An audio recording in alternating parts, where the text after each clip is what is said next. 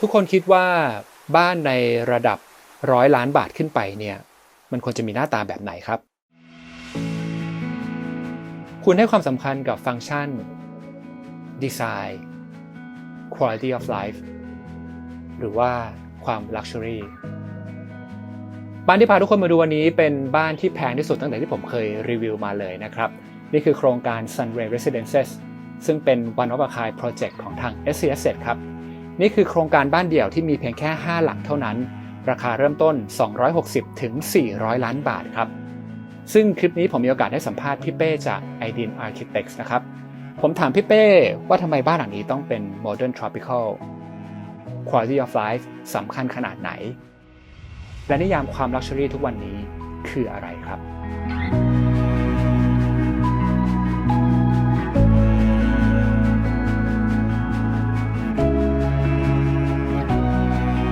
บ้านในโครงการ Sunray Residences เนี่ยก็จะมีทั้งหมด5หลังเท่านั้นนะครับแล้วก็จะมีทั้งหมด2 type ครับซึ่งก็จะแบ่งออกเป็น type เริ่มต้น XL นะครับชื่อว่า Lune ครับแล้วก็ type ใหญ่ XL เนี่ยก็จะชื่อว่า Soleil นะครับซึ่ง Lune กับ Soleil เนี่ยภาษาฝรั่งเศสก็จะแปลว่าพระจันทร์กับพระอาทิตย์ครับแล้วก็บ้านทุก type เนี่ยก็จะตั้งอยู่บนเนื้อที่ดิน180ถึง200 ตารางวาครับแล้วก็พื้นที่สอยเนี่ยไล่ไปตั้งแต่ 1,300 ถึง 1,595 ตารางเมตรเลยถือว่าไซส์ใหญ่เลยนะครับทีนี้อยากถามให้เป้ถึงเรื่องการวางผังโครงการแล้วก็เรื่องของการคำนึงถึงบริบทโดยรอบครับจะเห็นว่าจริงโครงการนี้มันอยู่ติดถนนใหญ่รัชดาเลยนะที่พรามมากครับแต่ด้วยความพรามก็ต้องยอมรับว่ามันก็มีการจราจรที่อัน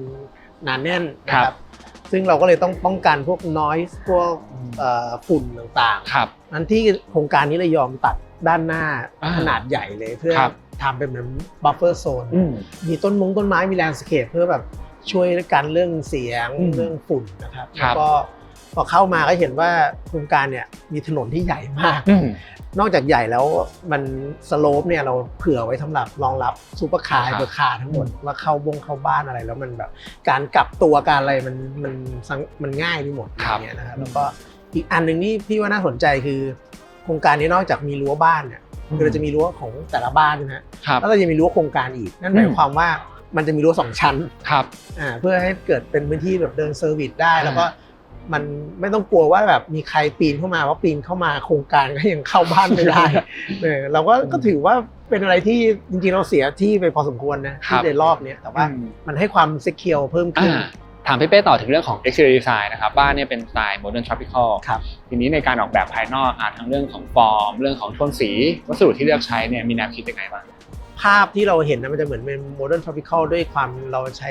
โทนของที่มันเป็นหินเป็นสีดำนะฮะสีขาวเด่นด้วยตัวระแนงไม้ที่เราก็ใช้เป็นพวกอลูมิเนียมลายไม้ซึ่งเดี๋ยวนี้ก็ใช้เยอะเพราะว่ามัน last long มันไม่ต้อง maintenance อะไรเงี้ยครับแต่ถ้าสังเกตจริงๆภาษาของอาคารอ่ะมันเหมือนเป็นเพลนที่มันแบบขัดกันไปขัดกันมาพวกเนี้ยนะครับซึ่งแต่ละเพลนเนี่ยมันจะคนละวัสดุกันก็เป็นหินบ้างขัดกับไม้บ้างขัดกับกระเบื้องหินบ้างอะไรอย่างเงี้ยซึ่งมันจะเกิดเป็นช่องเปิดเห็นจากข้างนอกก็รู้เลยว่ามันพลุนมาก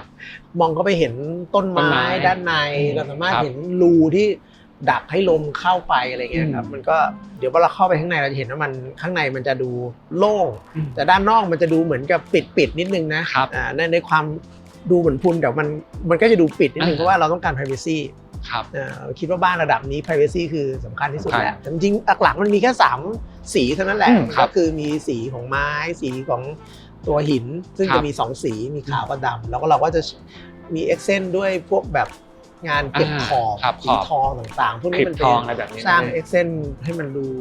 หรูหราขึ้นอันนี้ก็เป็นการเสริมในเชิงวิชวลครับแล้วอย่างประตูรั้วทางเข้าบ้านเนี่ยอันนี้พี่เป้ก็ตั้งใจให้เป็นอลูมิเนียมลายไม้เหมือนกันใช่ไหมใช่อันนี้ก็จะค่อนข้างใหญ่เปิดได้กว้าง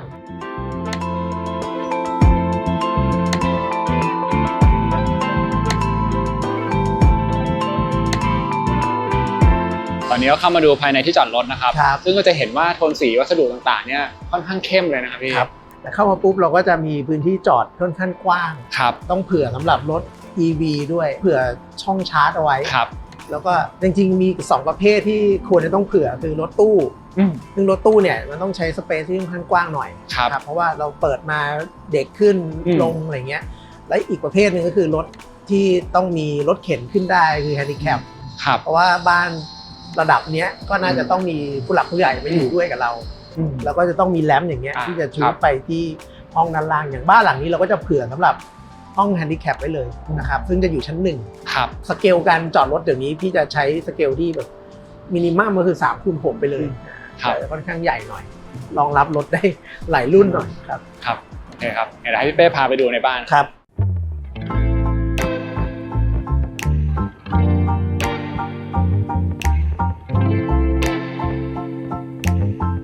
จากที่จอดรถครับเวลาจะเข้าประตูหลักของบ้านเนี่ยพี่เป้จะดีไซน์มาเป็นทางแคบๆแบบนี้ใช่มันจะมีการบีบก่อนแล้วเราจะได้ยินเสียงก่อนเราจะได้ยินเสียงน้ำเหมือนเป็น transition space ก่อนจะเข้าไปภาวะที่มันร่มรื่นในบ้านครับแต่เราจะไม่เห็นว่ามันมายังไงแล้วพอเรามาถึงตรงนี้ปุ๊บมันก็จะพบกับตัวนี้เป็นน้ำตกแล้วก็เป็นคอร์ดกลางบ้านนะครับมันก็จะให้ความรู้สึกแบบร่มรื่นตัดกับความวุ่นวายด้านนอกมาก่อนเลยโอเคฮะแล้วก็ค่อยเข้าสู่ตัวบ้านทางนี้นะครับ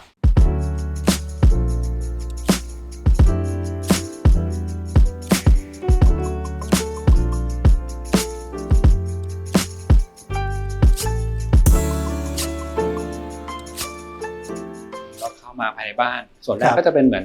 โถงต้อนรับเล็กๆนะครับพี่ใช่ถ้ามองมาปุ๊บจะเห็นว่ามันมีช่องว่างเลยเป็นโฟกัสพอยต์เราก็เข้ามาปั๊บก็มีต้นไม้รับก่อนแล้วก็ด้านหลังตรงนี้ก็เป็นเหมือนมีตู้วางรองเท้าอะไรอย่างเงี้ยใช่ไหมพี่ใช่คือเข้ามาปุ๊บเดี๋ยวนี้เราก็ต้องมีส่วนที่วางรองเท้าก่อนกิมมิคอันนึงคือเราจะมีรองเท้าที่ใช้บ่อยก็คือจะเป็นตู้นี้ที่เดินเข้ามาปั๊บก็หยิบแล้วก็ไปได้เลย daily use เลยใช่แต่ว่ามันจะมีแล้วที่ใช้ไม่บ่อยล่ะ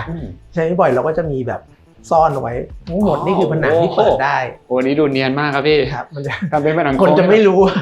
จริงๆมาเข้าไปปุ๊บมันจะกลายเป็นห้องรองเท้าของเราครับโอ้นี่ว้าวมากครับแบบเซอร์เรียลมากมันจะดูเป็นกระจกสะท้อนไม่หมดแล้วก็เป็นชั้นครึ่งด้วยนะเป็นเดินขึ้นไปสามารถหยิบรองเท้าข้างบนได้แล้วก็สามารถวางกระเป๋าเดินทางอะไรไว้ก่อนอย่างนี้ก็ได้เหมือนกันครับแล้วก็ตรงนั้นจะมี1ประตูก็จะไปส่วนเซอร์วิสใช่ไหมใช่ซึ่งบ้านระดับนี้มันต้องแยก circulation ว่าเมดเข้ามาสามารถเข้ามาเซอร์วิสได้โดยที่ไม่ต้องผ่านตัวบ้านเลยเขาก็จะมี sub entrance ของเขาก็จะมีห้องเมดห้องคนขับรถอะไรอย่างเงี้ยแล้วก็มีครัวไทยออกเป็นด้านนี้ก็จะเป็นแบบเรายังเป็น public อยู่แขกมาเยี่ยมบ้านหรือว่าเลขามาเซ็นเอกสารอะไรก็จบตรงนี้ได้ซึ่งก็จะมีห้อง powder room ครับจริงๆ space ก็จะเป็นแบบ open plan living กับ dining นะครับใช่กว้างๆเลยแล้วก็จะเห็นว่าตรงนี้พอมันแผ่ออกก็จะเปิดเห็นวิวคอร์ดเต็มๆใช่ครับก็จะเริ่มเห็นนี่คือเสียงน้ำที่เราได้ยินมาก็คือเป็นน้ำตกกลางบ้านของเราประมาณนั้นแล้วก็ส่วนของบันไดเองเนี่ยการวางตัว circulation หลักๆก็จะอยู่กลางบ้านเลยกลางบ้านแล้วก็ใหญ่เป็นพิเศษโชว์เป็นฟีเจอร์ไปเลยคือเราจะไม่ได้ทำเป็นด็อกเล็กที่แบบแคบๆแต่เราทำเป็น U shape เพราะว่ามันจะทำให้เราเห็นสเปซที่มันต่อเนื่องเชื่อมไปถึงข้างบนแล้วแสงข้างบนก็ลงมาข้างล่างคือเรามันจะรู้สึกถึงการเชื่อมระหว่างข้างล่างข้างบนแล้วก็ไว้ตรงกลางเพราะว่ามันง่ายต่อการเข้าถึงแล้วก็มีลิฟต์ด้วยอันนี้เป็นเมน circulation แนวตั้งทั้งหมดต่อเนื่องมายังส่วนนี้ครับวันนี้ที่เราเห็นบ้านตัวอย่างตกแต่งมาจะเป็นเหมือนเป็นห้องดนตรีแต่ว่าจริงๆแล้วถ้าเป็นบ้านมาตรฐานมันก็จะเป็นฟังก์ชันแบบเป็นห้องนอนผู้สูงอายุได้ถ้าเป็นฟังก์ชันจริงๆตรงนี้จะเป็นห้องผู้สูงอายุได้จะเห็นว่าบ้านนี้ก็สามารถเปิดแล้วก็เตียงผู้ป่วยอะไรอย่างเงี้ยสามารถเข้ามาตรงนี้เข็นออกไปจอดรถได้เลยจอดรถได้เลยใช่แล้วก็ห้องน้ำนี้ที่เป็นห้องน้ำที่รองรับโซนนี้จริงๆก็เป็นห้องน้ำที่รองรับ universal design ก็เป็นแบบรองรับแฮนดิแคปรองรับรถเข็นอะไรได้หมดก็อาจจะไม่มีสโลปนะครับแต่ก็มีความกว้างรถหมุนได้เวลาออกแบบก็มันก็จะมีแบบสแตนดาร์ดมันอยู่ว่าต้องทำยังไงเพราะฉะนั้นตรงนี้ก็แต่ว่าเพิ่นบ้านหลังนี้เราก็ดีไซน์ไว้ให้มันเป็นโชว์ไปก่อนเป็นเหมือนกับว่าเป็นสำหรับน้องๆเข้ามาเล่นดนตรีสามารถกระจายเสียงก็ดูกันได้นะครับทั้งสองฝั่งส่วนด้านนั้นก็เป็นแอเรียที่เป็นแบบคอมมอนอีกอันนึงซึ่งตอนนี้เราก็ทำเป็นเหมือนกับที่นั่งทำกันบ้านของลูกๆอะไรอย่างเงี้ยซึ่งมันสามารถเปลี่ยนไปได้หลายแบบแล้วแต่ความต้องการเจ้าของครับคืออย่างตรงนี้เราจะเห็นว่ามีส่วนของ partition ที่เลื่อนมาปิดได้แต่ว่าถ้าเป็น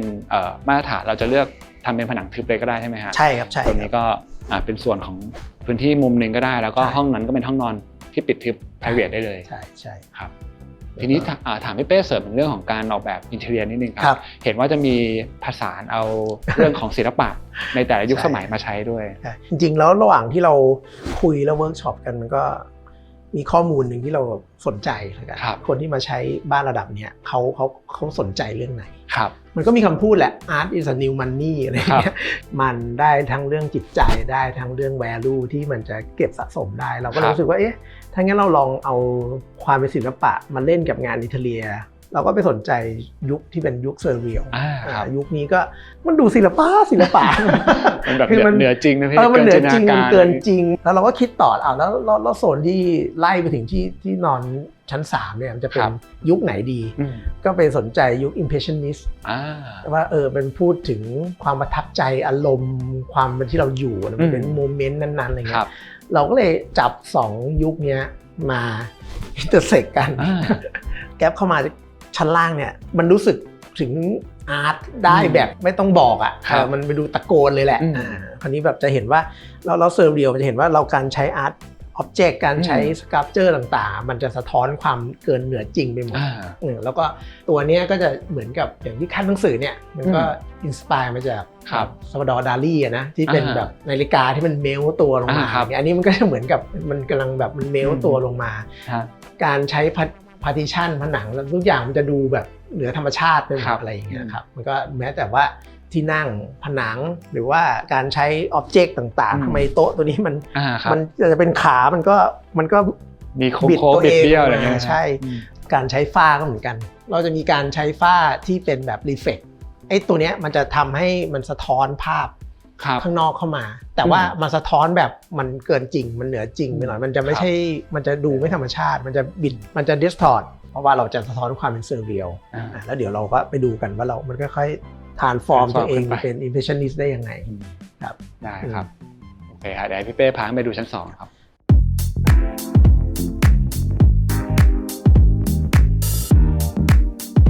คลิปนี้เรามีสปอนเซอร์ด้วยนะครับกับแบรนด์ Alnexผู้ผลิตอลูมิเนียมสำหรับงานสถาปัตยกรรมภายนอกที่บ้านระดับ Ultra Luxury เลือกใช้นะครับซึ่งแบรนด์นี้เนี่ยเป็นแบรนด์ไทยนะครับแต่ว่ามาตรฐานระดับสากลเลยครับส่วนตัวแล้วผมรู้จักแบรนด์นี้ตอนที่ไปรีวิวโครงการระดับ Ultra Luxury หลายโครงการเลยนะครับซึ่งก็จะเห็นทั้งในส่วนของประตูรั้วอลูมิเนียม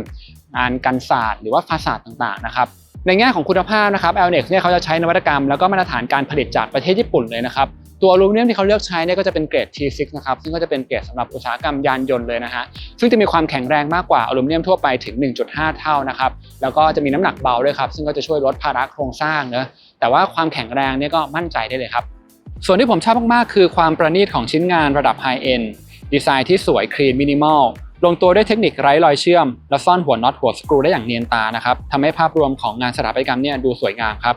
ที่โครงการ Sunway Residences เราจะเห็นผลิตภัณฑ์ของ Alnex ตั้งแต่ประตูหน้าโครงการที่ใช้สี Silk Gold เป็นสีทองที่ดูมีมิติดู Modern and Sophisticated นะครับผสมผสานกับดีไซน์การวางระแนงสลับไซส์แล้วก็มีช่องว่าง10มิลลิเมตรครับทำให้เราได้ความเป็นส่วนตัวแต่ไม่รู้สึกอึดอัดและลมก็ยังผ่านได้ครับ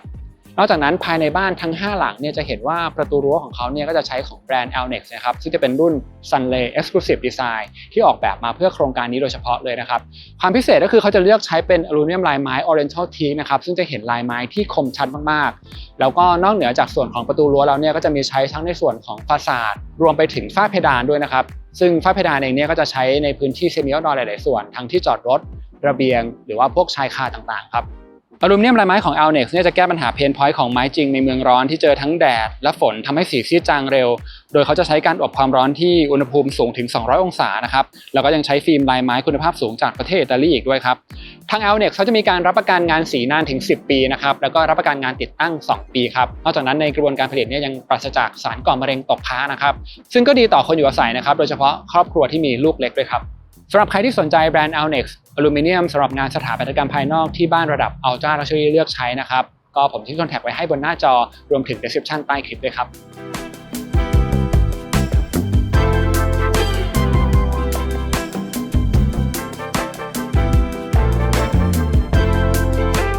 เป้ก็พาเดินขึ้นมาชั้น2แล้วนะครับคือส่วนของชั้น2เนี่ยก็จะเป็นsemi private แล้วใช่ไหมครับพี่ใช่มันก็เอาจริงมันก็ยังแบ่งเป็น semi private กับ semi public อยู่เพราะว่าอันนี้ก็ยังรับแขกสนิทด้วยมันก็จะมีการแบ่งโซนที่คุมเครือทับกันอยู่ semi public semi private ครับคือเป็นชั้น2เนี่ยเดี๋ยวเราจะเห็นว่ามันเป็นเหมือนโดนัทก็คือเดินได้โดยรอบเลยซึ่งจะเหมือนกันชั้น3ก็เหมือนกันนะชั้น3เหมือนกันเราสามารถเดินออกด้านนี้ แล้วก็วนกลับเข้ามาได้มันจะเป็นแบบถึงกันหมดเลย ครับ กิจกรรมมันจะได้ไหลตัวอบอวนไปรอบพื้นที่แล้วเรามีคอร์ดกลางอยู่แล้วมันกระจายแสงออกจริงๆตรงนี้ก็คือจะเป็นต้นไม้ที่ขึ้นมาจากคอร์ดชั้น1ขึ้นมานะครับมันจะเป็นกับพื้นที่ที่มันแทรกไปด้วยต้นไม้แทรกไปด้วยสเปซภายนอกเป็นพ็อกเก็ตไปหมดเลยครับจากส่วนของลิฟวิ่งตรงนี้เดี๋ยวให้พี่เป้พาไปดูพื้นที่ต่อไปนะครับก็จะเป็น dining กับ pantry ใช่ไหมครับต้องบอกว่าชั้นนี้จะเป็นชั้นที่งานศิลปะ2ยุคนี้มันจะมาคอลแลบกันมันจะมาแทรกตัวเข้าหากันเราดึงพาเลตสีเนี่ยมาจากภาพImpression Sunlight ของโมเน่เป็นเจ้าพ่อของ Impressionism นะครับจะมีสีเขียวตุ่นๆฟ้าของน้ำตุ่นๆสีส้มอ่อนๆของพระอาทิตย์ขึ้นแล้วเราก็สนใจการเบลอตัวของอ็อบเจกต์มันจะไม่ใช่ภาพที่มันเรียลลิสติกมันจะเป็นความเบลอของแปลงอะไรเงี้ยเพราะฉะนั้นในตัวนี้เราเลยเอามาเป็นมูดของชั้น3แล้วก็ไล่มาที่ชั้น2แล้วเซอร์เรียลล่ะเซอร์เรียลคือมันจะมาอยู่ที่พวกอ็อบเจกต์พวกรูทเฟอร์นิเจอร์อะไรเงี้ยเหมือนตัวนี้จะเห็นว่ามันดูเกินมันดูประหลาดมันดูเหนือจริงมันจะเห็นว่ามันคลาสสิกแล้วอยู่ดีมันก็ทรานส์ฟอร์มตัวเองเป็นแบบมินิมอลโมเดิร์นเลยอะไรอย่างเงี้ยผมเพิ่งสังเกตนะว่าครึ่งหนึ่งเนี่ยยังมีลายพวกแบบโอ้โหมันดูไม่ค่อยธรรมชาติเท่าไหร่แต่พอตรงนั้นคือเรียบคลีนเลยนะฮะใช่อย่างในส่วน pantry ตรงนี้ก็ดีไซน์มาเป็นแบบที่ด้านหลังมันสามารถจะปิดได้ใช่ไหมให้มันดูคลีนได้อันนี้เราถือว่าเป็นโชว์คิทเช่นที่บอกมี3ครัวเพราะเรายังมีเมนคิทเช่นอีกแล้วก็เกิดเป็นครัวที่แบบเจ้าของใช้ได้แล้วก็เรียกว่างานหนักงานอะไรก็อยู่ตรงนั้นมันก็จะเริ่มมีความแบบเราใช้พวกวินเทจกลาสอย่างเงี้ยให้มันมีความเหมือนมันเก่าๆหน่อยแต่เข้าไปปุ๊บมันก็จะ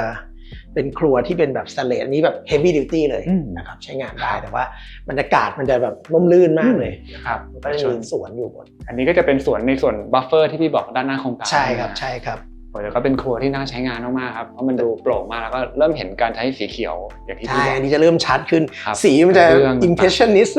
ครับ impressionist หน่อยนะครับแล้วก็ตัดกับพวกงานสแตนเลสเลยครับอย่างอันนี้เป็นอีกหนึ่งฟังก์ชันที่น่าสนใจคือมันจะเป็นลิฟต์ส่งอาหารใช่ไหมฮะใช่อันนี้เราจากครัวชั้น1ก็จะมีแบบลิฟต์ส่งอาหารขึ้นมาแล้วก็อีกฝั่งหนึ่งนะครับด้านนี้ก็เหมือนกันมันห้อยเมลลงมาหน่อยนึงมันจะเป็นลูกผสมครับแล้วก็พอมาถึงจังหวะที่เราอยากจะสร้าง texture ที่มันดูมีความแบบเหมือนทีแปลงของ impressionist อ่ะเราก็เลยใช้กระจกที่มันมีความขรุขระมันจะคล้ายผิวส้มมันจะมีความแบบเบลอทำให้เรานึกถึงงานศิลปะแบบ impressionist ดีเลยครับแล้วก็อย่างห้องนี้มันก็สำคัญเพราะว่าคือบ้านระดับนี้มันจะต้องมีปกติเราก็จะมี storage ใช่ไหมจากที่เราแบบสัมภาษณ์และรีเสิร์ชมาอย่างเงี้ยกลุ่มลูกค้าถ้าเพื่อนมาเนี่ยจริงๆแล้วมันจะแบ่งหมวดของจานชามที่ใช้ของแต่ละกลุ่มไม่เหมือนกันด้วยนะเช่นถ้าเกิดกลุ่มนี้มาเราอาจจะใช้จานชามที่อาจจะแบบดูพิเศษขึ้นใช่ก็คือเราใช้จานชามชุดนี้อันนี้ชุดนี้เพราะนั้นเราต้องมีชุดการเก็บเซตของจานชามไว้ให้แตกต่างกันด้วยหรือบางทีเป็นตามช่วงเทศกาลอะไรแบบนี้เขาก็จะมีครบเลยใช่มันต้องโหแค่สมมติแก้ววายก็มีไม่ได้กินเลยอันนี้แหละคือสำหรับเราจัดหมวดหมู่ในการเก็บของพวกนี้ได้นะครับ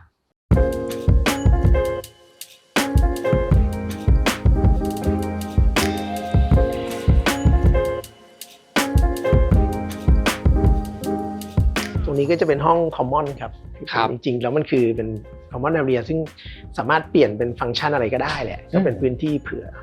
ตอนนี้เราเซตเป็นห้องทำงานศิลปะเป็นสตูดิโอทำงานศิลปะเพราะว่ามันเป็นธีมบ้านนี้อยู่จริงก็จะเห็นว่ามันมีความโปร่งมากเลยนะพี่เราสามารถจะ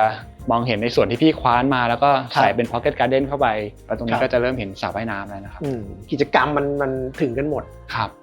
อย่างแนวคิดในการดีไซน์ขนาดของสระว่ายน้ำนะพี่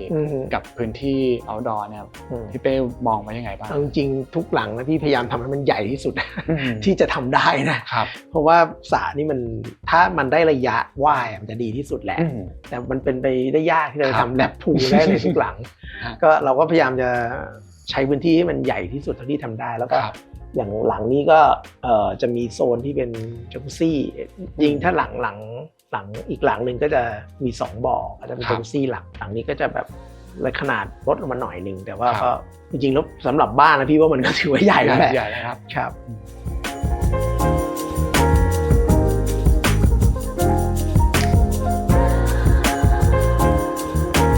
ต่อเนื่องจากห้องทำงานศิลปะ ครับ ครับก็จะเชื่อมต่อมาอย่างห้องนี้เป็นห้องนอนแขกนะครั เขา บ นอนแขก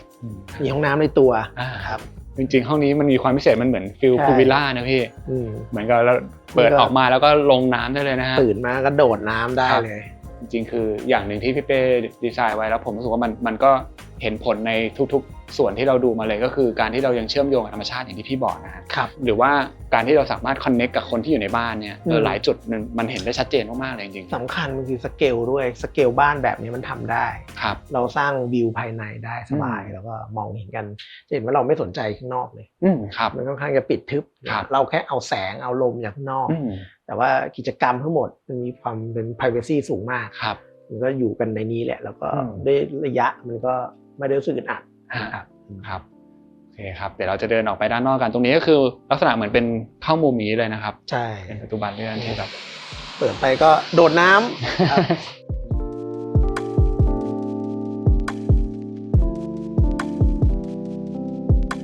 นี่เราก็เดินเชื่อมไปที่ระเบียง ครับ ซึ่งเป็นภายนอก แต่ก็ยังอยู่ภายในบ้าน จะลมโฟลว์มาก ครับ รู้สึกเย็นสบายนั่งดูสระว่ายน้ำแล้วก็มองไปเห็นห้องชั้นบนห้อง ครับ ลูกอะไรอย่างเงี้ย จริงๆต้องบอกว่ามุมนี้มันเป็นหน้าบ้านเลยนะค ครั รั บบ เนี่ยนะ แล้วก็จะเห็นถึงความพรุนได้ค่อนข้างชัดเจนเลย ใช่ใช่ แต่ผมก็รู้สึกว่ามันเป็นมุมที่ถึงแม้เราจะรู้สึกว่ามันดูเปิดโล่งแต่แบบในหลาย ๆ ส่วนอ่ะเราไม่ได้รู้สึกว่ามันโป๊หรือว่ามันไม่เป็นส่วนตัวนะพี่ ที่บอกว่าต้องหาความพอดี ความพอดีครับ ไม่โป้งโล่งเกินไป อืม ไม่ปิดเกินไป ครับ มันจังหวะที่มันพอดีนั่นแหละ อืม คือเป็นจังหวะที่เหมาะสม ครับ แล้วก็มองกลับไปก็จะเห็นส่วนของ living นะฮะซึ่งก็เป็น double space สูงๆเลยนะครับ พี่จะชอบ vertical space ที่มันเชื่อมกัน อืม เห็นเราเชื่อมข้างล่างข้างล่างเชื่อมข้างบน ครับ มีคนรู้สึกว่ามันชอบให้มันเชื่อมกัน ตรงนี้ก็จะเป็นฟิตเนส ครับ มีเพื่อนๆก็สามารถเปิดบานนี้แล้วก็แบบเปิดคอนเนอร์ออกมาเชื่อมกับสระว่ายน้ำได้ ครับ จริงๆก็จะต้องมีการคิดถึงห้องหรือว่าพื้นที่ที่มันตอบกิจกรรมไลฟ์สไตล์ที่หลากหลายขึ้น สมมติเราจะเปลี่ยนเป็นห้องสปาอะไรอย่างนี้ก็ได้นะ ได้ห้องสปาก็ได้ ครับ ตรงนี้ก็เป็นพื้นที่แบบนั่งชิลๆในบ้าน อ่า เหมือนอยู่รีสอร์ท ครับ แล้วก็เป็นลานกิจกรรม มันเป็นพื้นที่โล่งไว้บ้างมันจะได้แบบ อ่า flexible ครับ ลูกๆน้องๆมานั่งเล่นกันได้ อืม แล้วก็เป็นช่องลมให้อากาศมันโฟลว์เข้าไป ครับ แล้วก็ออกขึ้นไปข้างบนอะไรอย่างเงี้ยมันก็จะแบบมองเห็นต้นไม้เห็นเสียงน้ำ ครับ ครับ โอเคครับเดี๋ยวพี่เป้พากลับเข้าไปภายในนะครับ จะมีพื้นที่ไฮไลท์เหมือนกันใช่ไหม อันนี้ก็ไฮไลท์เหมือนกัน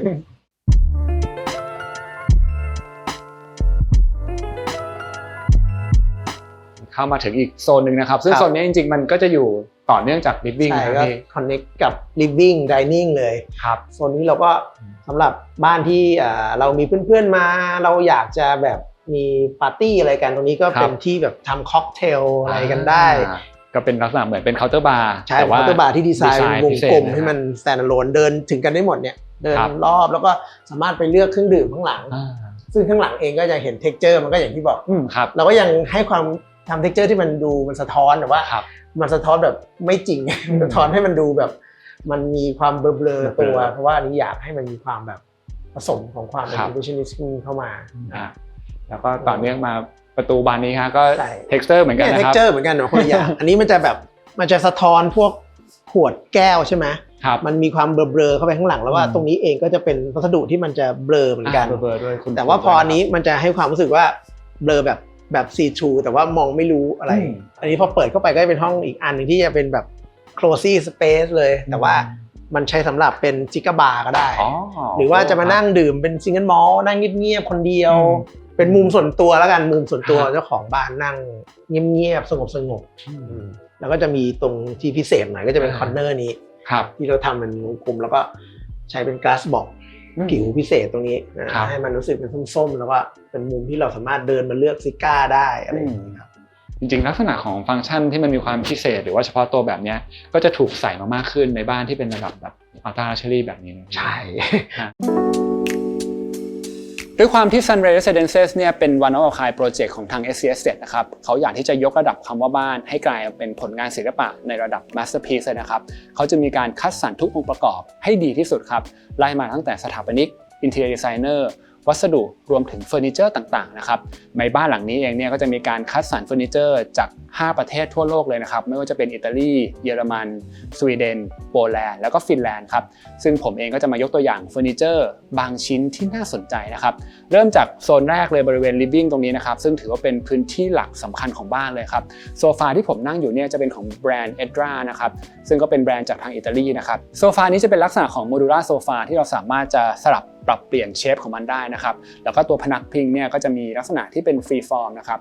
ดีไซน์ก็เลยมีความพิเศษแล้วก็ดูโดดเด่นทีเดียวครับซึ่งราคานี่ก็หลักล้านเลยนะฮะนอกจากนั้นจะมีโคมไฟ2จุดบริเวณนี้นะครับก็คือจะมีเป็นแชนเดเลียร์กับฟลอร์แลมป์นะครับซึ่งเป็นของแบรนด์ Aqua Creations นะครับก็จะเป็นโคมไฟที่มีลักษณะฟรีฟอร์มนะครับแล้วก็ทางอินทีเรียเองเนี่ยก็ตั้งใจเลือกโคมไฟด้านบนในส่วนของแชนเดเลียร์เนี่ยให้เป็นลักษณะโมบายนะครับก็จะเห็นว่ามันมีไดนามิกมีความเคลื่อนไหวแต่ว่าในส่วน texture เนี่ยมันจะเป็นเหมือนผ้านะครับซึ่งก็ทำให้ได้ texture ที่มีความสมูทแล้วก็ดูพิเศษมากขึ้นครับ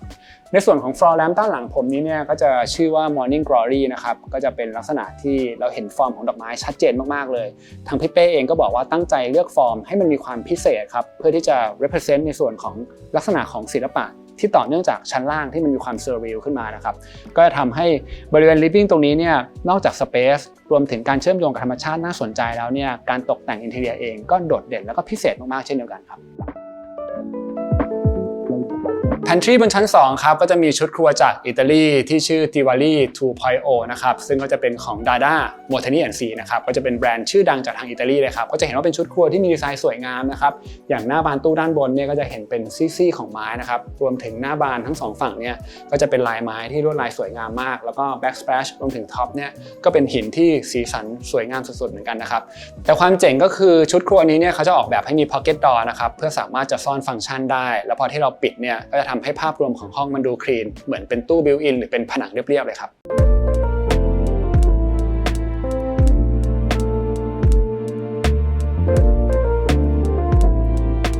เก้าอี้อีกหนึ่งตัวที่อยากจะพูดถึงจะอยู่ในห้องทำงานศิลปะนะครับตัวนี้จะเป็นของแบรนด์ Vita นะครับชื่อว่า Wiggle Side Chair ซึ่งดีไซน์โดย Frank O'Gary นะครับแล้วก็ Made in Switzerland เลยครับตัวนี้จะมีความพิเศษตรงที่วัสดุของเขาเนี่ยมันจะเป็นคาร์ดบอร์ดหรือว่าเป็นกระดาษลูกฟูกนะครับซึ่งหลายคนเองอาจจะรู้สึกว่ามันดูไม่น่าจะแข็งแรงแต่จริงๆแล้วมันแข็งแรงมากๆนะครับแล้วก็สามารถนั่งได้จริงครับตัวที่น่าสนใจคือฟอร์มด้านข้างเราจะเห็นเลยนะว่ามันเป็นเหมือนเส้นที่โค้งขดไปขดมาแบบนี้ครับแล้วก็ด้านข้างตรงนี้เนี่ยจะเป็นฮาร์ดบอร์ดครับก็เป็นเก้าอี้หนึ่งตัวนะที่น่าสนใจแล้วก็ดูเหมือนเป็นชิ้นงานศิลปะเป็นแบบ sculpture เลยครับกับเก้าอี้หนึ่งตัวจะอยู่บนชั้น3บริเวณห้อง library นะครับจะเป็นของแบรนด์ Casina ซึ่งก็ถือว่าเป็นเก้าอี้ iconic chair ในตำนานเลยนะครับกับ LC4 Black Version นะครับซึ่งตัวนี้เนี่ยก็จะออกแบบโดย Le Corbusier ครับหลายๆคนเองก็น่าจะคุ้นตากันมากๆอีกหนึ่งแบรนด์ที่มีความน่าสนใจก็คือแบรนด์ Pent จากโปแลนด์นะครับอันนี้จะเป็นแบรนด์เครื่องออกกำลังกายที่ถือว่ามีเสน่ห์มีเอกลักษณ์เฉพาะตัวมากๆเลยนะครับผมดูเนี่ยจะรู้สึกว่ามันเหมือนเป็นงานอาร์ตหรือว่าเป็นแบรนด์ที่มีความบูติกแฟชั่นมากๆเลยเพราะว่าวัสดุที่เขาเลือกใช้เนี่ยมันจะมีการหุ้มด้วยหนังหรือว่าจะเป็นไม้จริงนะครับทำให้มิติของเครื่องออกกำลังกายเนี่ยมันแตกต่างจากที่เราเคยเห็นมาในแบรนด์อื่นๆเลยนะครับก็ถือว่าเป็นอีกหนึ่งแบรนด์ที่ทางโครงการตั้งใจเลือกมาให้มีความลักชัวรี่แล้วก็พรีเมียมมากๆครับ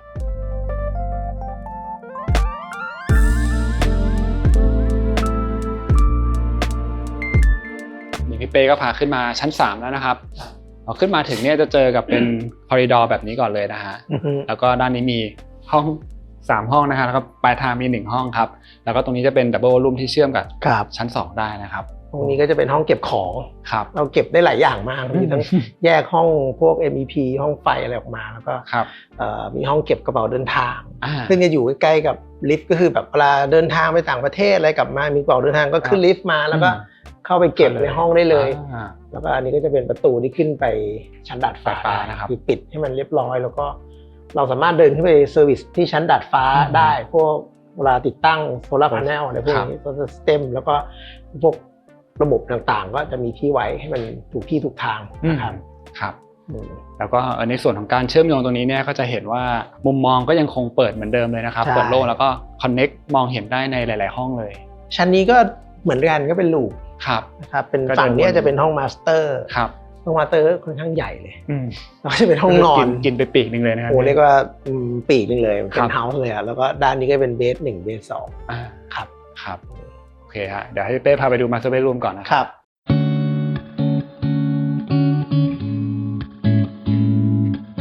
เข้ามาใน Master Bedroom แล้วนะครับ ครับ ห้องแรกจะเป็น Walk-in closet ก่อนเลยนะครับ ครั พี่ บ ที่นี่จะมี his and her ก็คือเราเข้าปุ๊บจะมีนี่ฝั่งของห้องคุณผู้ชาย ครับ ก็จะแมนเลยโทนทั้งโทนสีอะไรพวกนี้ ครับ ก็จะมีแอลนเอาไว้ดูแล้วก็จะเป็นโซนเก็บซึ่งเดี๋ยวนี้เราก็จะทำเป็นโอเพนอย่างนี้เพราะว่าเราจะได้เลือกง่าย ครับ นะครับแล้วก็จะมีโซนที่ปิดไว้แต่ว่าแบบนี้มันก็เหมือนเข้ามาในเหมือนร้านเสื้อผ้าดูรองเท้าดูกระเป๋าอะไรอย่างเงี้ยครับ ก็เดี๋ยวเราเดินไปดู ครับ ต่อเนื่องไปนะครับ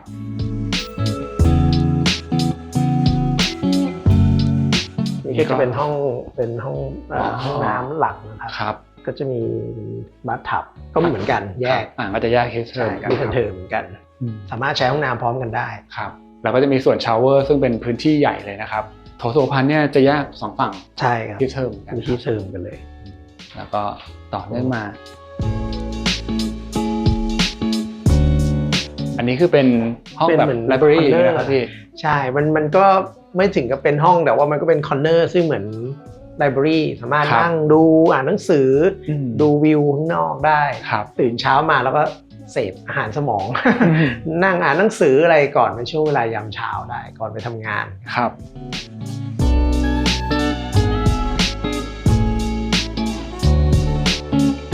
มุมนี้ก็เป็นห้องแต่งตัวของผู้หญิง ครับ ครับก็จะมีความเฟมินีนอันนี้ก็จะอีกมูดเลยนะครับ ห้องนี้จะดูละมุนนะฮะ ใช่มันก็มีความละมุนมองเห็นเสื้อผ้าอยู่ครับ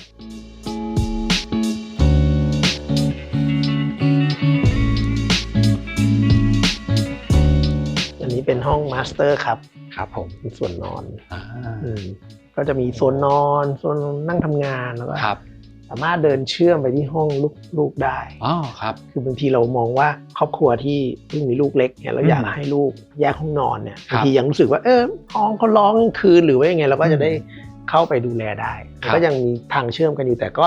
สามารถปิดกั้นเป็นส่วนตัวได้เหมือนกันครับจริงๆส่วนห้องนอนนี่มันจะอยู่ทางหน้าบ้านเลยนะใช่ครับก็จะเห็นว่าก็ยังมีความ private เพราะว่าตัวช่องเปิดเนี่ยพี่เป้ก็จะเลือกเจาะในมุมที่มันมองเข้ามาในโครงการนี่แล้วก็จริงๆมุมนี้เห็นไหมมันเจาะมาไม่โดนเตียงจะมองเข้าข้างในแต่ช่องนั้นจะเข้าเฉพาะโซนที่เป็นนั่งอ่านหนังสืออะไรอย่างเงี้ยครับจริงๆบนชั้นนี้มีอย่างหนึ่งที่อยากพูดถึงเพิ่มเติมก็คือแนวคิดของการตกแต่งภายในที่พี่เป้มีเกิดแล้วว่ามันจะเป็น impressionism ครับที่เมื่อกี้บอกว่าแพลเลตสีอ่ะดูมาจาก impression sunlight อ่ะสีมันจะเป็นเขียวๆตุ่นๆฟ้าตุ่นๆสีแดงส้มๆตอนพระอาทิตย์ขึ้นอะไรอย่างเงี้ยนะครับมันก็เลยเป็นการสะท้อนไล่ลงไปข้างบนที่ impressionism ไปจนถึงเซอร์เรียลมาข้างล่างอะไรอย่างเงี้ยอย่างพื้นเองก็สวยเลยนะพี่ลายยากเหมือนกันนะนี่ลายพิเศษอันนี้ก็จะเป็นพื้นของอิตาลีนะครับ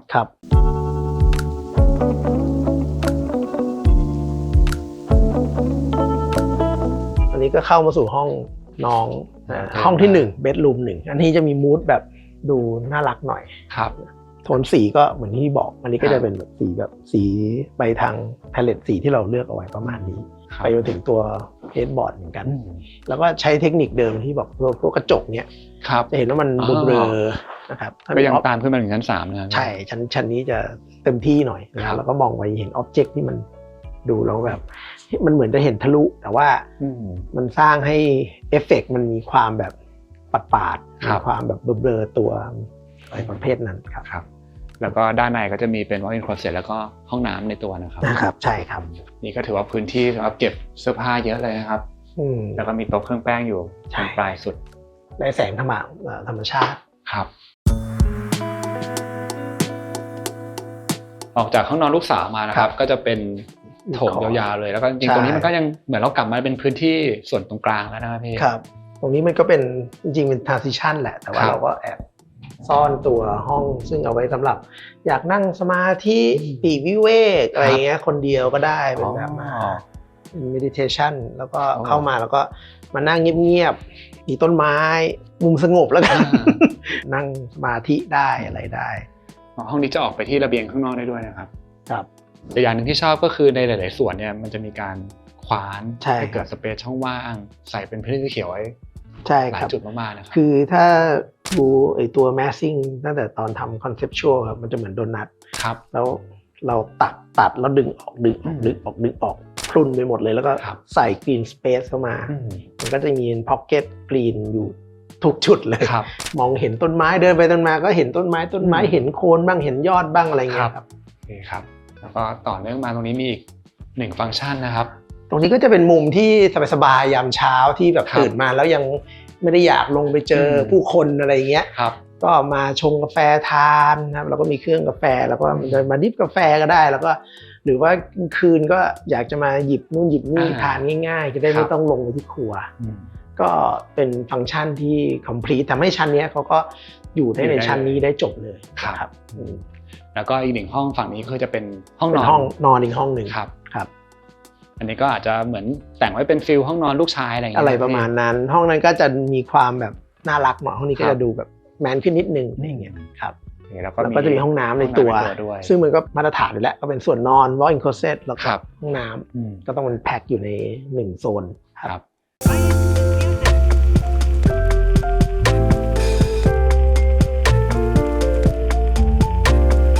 ทีนี้มีอย่างหนึ่งที่พี่เป้เล่าให้ผมฟังว่าตอนที่มาดีไซน์โปรเจกต์นี้เนี่ยก็จะมีการเวิร์กช็อปกับทางลูกค้าด้วย ครับ เรื่องเกี่ยวกับวิถีชีวิตรูปแบบการใช้ชีวิต อืม ซึ่งมันแตกต่างจากสมัยก่อนนะพี่ ใช่ ความลักชัวรี่ของวันนี้กับเมื่อก่อนก็ต่างกันใช่ไหม ใช่ อยากให้พี่เป้เล่าตรงนี้ให้ฟังหน่อย มันเป็นอะไรที่น่าสนใจและสนุกดี มันเหมือนแบบสถาปัตยกรรมก็จะมีฮิสตรีของมันอะไรอย่างเงี้ยนะสมัยพี่เรียนก็จะเป็นยุคที่เป็นบ้านจัดสรรที่แกค่อนข้างเหมือนกัน อ่า แล้วเราก็จะตอนเด็กๆเราก็จะรู้สึกว่า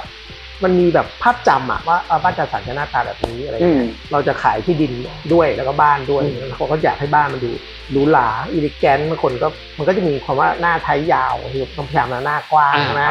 แล้วก็บ้านมันจะคอมแพคสเปซมันจะไม่ค่อยเหมือนบ้านสมัยนี้เดี๋ยวจะเล่าต่อ แต่บ้านมันจะคอมแพคปุ๊บมันไม่ค่อยมีเซอร์คูลเลชันหรอกมันขึ้นมาปุ๊บมันเป็นคอแล้วมันแจก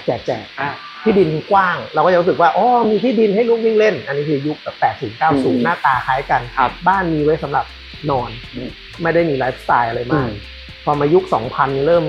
ใส่งานดีไซน์เริ่มรู้สึกว่าแข่งขันกันไม่ได้แล้วด้วยรูปแบบเพราะมันเหมือนกันก็เริ่มแบบแข่งขันกันด้วย value of design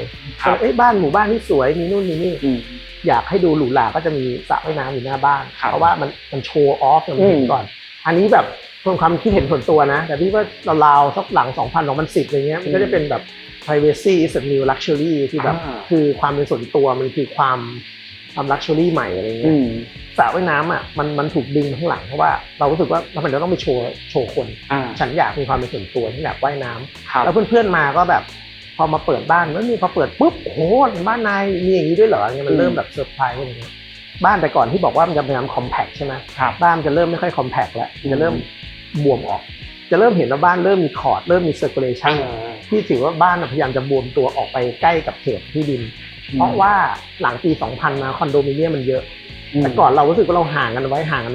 ครับตอนนี้แล้วห่างไปแล้วถ้าเกิดคอนโดขึ้นนะ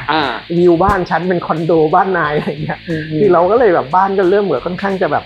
ใหญ่ขึ้นเก็บพื้นที่ที่สังเกตตอนนี้เห็นชัดในบ้านจะเริ่มแบบเต็มที่เพื่อให้มันเกิดคอร์ดให้มันเกิดเซอร์คูลเลชันภายในจากสระว่ายน้ำครับที่ด้านหลังมันก็เริ่มแบบบิดตัวเองมาอยู่กลางบ้านบ้างอยู่ชั้น2บ้างดาดฟ้าบ้างแล้วก็อีกจุดเปลี่ยนที่สำคัญเลยคือโควิดความที่เราพยายามจะออกไปข้างนอกบ้านอะไปหาความสุขนอกบ้านอะมันเริ่มน้อยลงมันเริ่มเป็นความสุขที่มองกลับเข้ามาบ้านมันเลยมีฟังก์ชันที่แบบมันโอ้โหเปลี่ยนแบบมีซิงค์แคนเลยนะ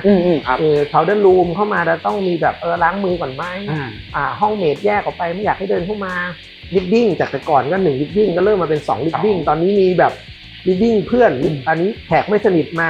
เซ็นเอกสารอยู่แค่นั้นก่อนก็จบที่ชั้น5อะไรอย่างเงี้ยprivate semi private semi public แล้วก็ public มันเริ่มคือซอยถี่มาก ซอยถี่มากมันแบบสับแล้วมันใส่ฟังก์ชันเข้าไปปั๊บละเอียดขึ้นเยอะแล้วก็เพื่อให้ตอบรับกับ new norm ด้วยกับไลฟ์มันไม่ใช่แค่โควิดก็เรื่องหนึ่งแต่ว่าจริงๆโลกมันเปลี่ยนทุกๆ10 ปีอ่ะบ้านมันจะ develop ไปเรื่อยๆที่ชอบพูดเสมอว่าสถาปัตยกรรมมันคือบทสรุปของวัฒนธรรมใช่ไหมที่เราเคยคุยกันเราอยู่ยังไงเรากินยังไง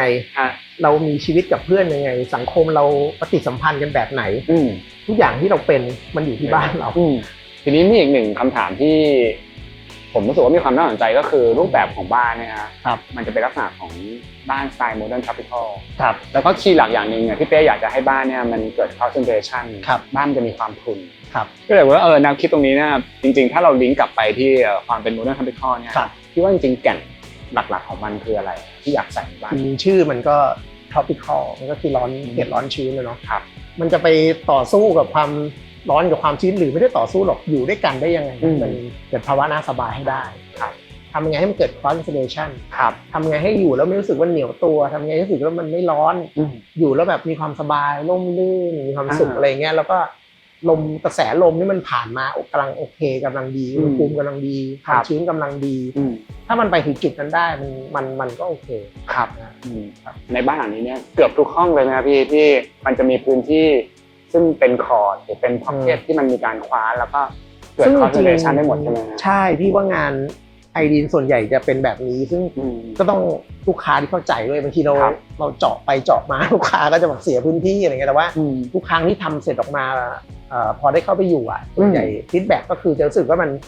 นอยู่สบายแล้วก็แค่เราแบ่งมันออกเท่านี้มันเกิดกระแสลมที่มันเข้ามามันเกิดโฟกัสพอยต์มันเกิดเราเห็นกรีนเราเห็นแบบต้นไม้มันไม่ใช่แค่ลมนะคือความสว่างที่มันแผ่เข้ามาด้วยมันก็ทำให้ข้างในมันก็ไม่ต้องเปิดไฟข้างในมันก็ไม่ต้องใช้แอร์อะไรอย่างเงี้ยแล้วก็ได้วิวด้วยบางครั้งมาเลยอาคารที่เวลาพี่ทำมันมักจะไม่ใช่เป็นอย่างเงี้ยแต่มันเหมือนอย่างนี้เสร็จปุ๊บแล้วมันโดนแบบจึกออกหมดเลยแล้วก็เกิดเป็นพ็อกเก็ตคอร์ดเกิดเป็นกระแสลมเกิดเป็นวิวเกิดเป็นแสงสว่างที่มันเข้ามาในอาคารอะไรเงี้ยจริงๆก็มันมีอย่างหนึ่งตอนที่ผมนั่งคุยกับพี่เป้เสร็จแล้วก็ไปนั่งทำสคริปต์อะไรเงี้ยครับแล้วผมรู้สึกว่าไม่ว่าจะเป็นบ้านแบบจะ1 ล้าน5 ล้าน10 ล้าน50 ล้าน100 ล้านหรือจะแพงกว่านี้แต่ผมรู้สึกว่ายังไงสิ่งหนึ่งที่มันควรจะมีในบ้านทุกหลังก็คือไอ้ความที่เราต้องตอบท็อปิคอลเพราะว่าเราก็อยู่ในภูมิประเทศนี้นะพี่ใช่แล้วความน่าสบายก็เป็นสิ่งที่มันก็ควรจะเกิดขึ้นไม่ว่าบ้านมันจะเรนจ์ราคาเท่าไหร่ก็ตามใช่เพราะว่าถ้าจะบอกว่าลักชัวรี่มองข้างนอกมันต่างกันไงที่ว่าอย่างที่บอกความงามปัจเจกเพราะนั้นเนี่ยบ้านมันต้องเวิร์กก่อนเวิร์กคืออะไรเวิร์กก็อย่างที่คุยทั้งหมดนะพอเวิร์กเสร็จแล้วมันต้องงามด้วยแล้วถ้าความงามนั้นน่ะมันมาจากการที่เราออกแบบมาจากโซลูชันของเรามาจากความเวิร์กของเราโดยที่ไม่ต้องไปแต่งเติมมากมันก็จะดีมันก็จะดีครับมันจะเกิดความพอดีขึ้นครับโลเคชั่นของโครงการ Sunray Residences เนี่ยจะอยู่ติดถนนใหญ่รัชดาภิเษกเลยนะครับโดยอยู่ที่ระหว่างช่วงของแยกวงสว่างกับแยกประชานุกูลนะครับซึ่งต้องบอกว่าเดินทางง่ายนะครับเพราะว่าอยู่กึ่งกลางระหว่างกรุงเทพฝั่งตะวันออกก็คือโซนพระราม9อโศกสุขุมวิทนะครับกับกรุงเทพฝั่งตะวันตกซึ่งก็จะเป็นโซนราชพฤกษ์พุทธมณฑลบรมราชชนนีหรือว่าจรัญสนิทวงศ์นะครับแล้วก็จากโครงการนี้ไปที่ทางด่วนศรีรัตน์เพียงแค่900 เมตรเท่านั้นนะครับบริเวณนี้เองก็ยังมีห้างสรรพสินค้ารวมถึงโรงพยาบาลแล้วก็สถานศึกษาหลายแห่งนะครับราคาเริ่มต้นของโครงการจะอยู่ที่260ถึง400 ล้านบาทนะครับถ้าเกิดว่าใครสนใจสามารถโทรสอบถามได้ที่เบอร์065-535-3333นะครับหรือเข้าไปดูข้อมูลเพิ่มเติมได้ที่เว็บไซต์ sunrayresidences.com ครับวันนี้ผมแก๊ปธนาเวศไปก่อนนะครับฝากกดไลค์กดแชร์กด Subscribe ด้วยนะครับแล้วมาตามดูว่า EP หน้าผมจะพาไปรีวิวที่ไหนครับ